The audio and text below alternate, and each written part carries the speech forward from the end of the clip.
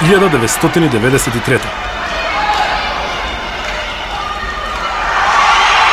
Македонската фудбалска репрезентација го постигна својот прв гол во историјата. Изгледа како да беше вчера, нели? Британската поп музика го превзема светот, а диносаурусите беа актуелни на филмското платно, но исто така имаше и диносауруси по патиштата. Но тогаш се појави нешто посебно. Нешто зашто дури Кларксон беше импресиониран.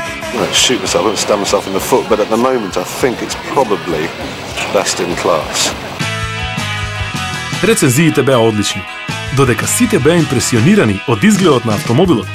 За прв пат воздушните перничиња доаѓаа како стандардна опрема и сите други технологии повеќе не беа научна фантастика за обичниот човек. Мондео се упати кон врвот. Мондеото беше толку добро што го освои признанието Европски автомобил на годината 1994. Автомобилот буквално леташе низ Европа. Мондео почна да ја разбива конкуренцијата, додека одреден Формула 1 шампион го разби своето Мондео на Донингтон тркачката патека. Мондео го разбрани остатокот од светот кога еден тим го извозе од Лондон до Њу Јорк. Експедицијата постигна 3 нешта за прв пат во светот. Извозеа низ недовршениот подводен тунел, низ ниските минус 60 целзиусови степени во Русија и потоа го преминаат 90 километарскиот Берингов теснец без да знаат дали воопшто е замрзнат. Новиот дизајн пристигна во 1996.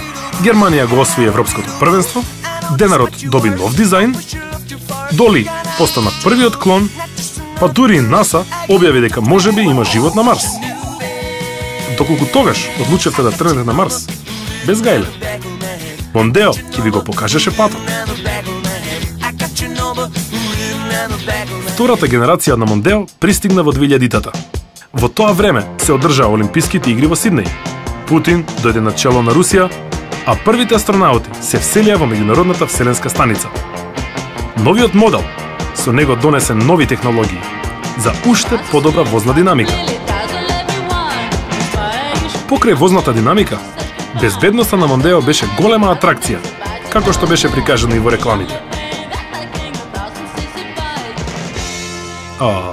Душичка.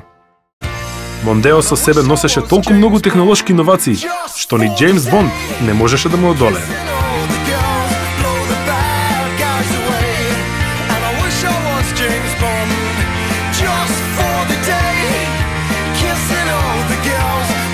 Во меѓувреме, Романија и Бугарија се приклучија кон Европската Унија, а освеженото Мондео освои толку многу награди, при што се продадоа преку 4,5 милиони примероци само во Европа.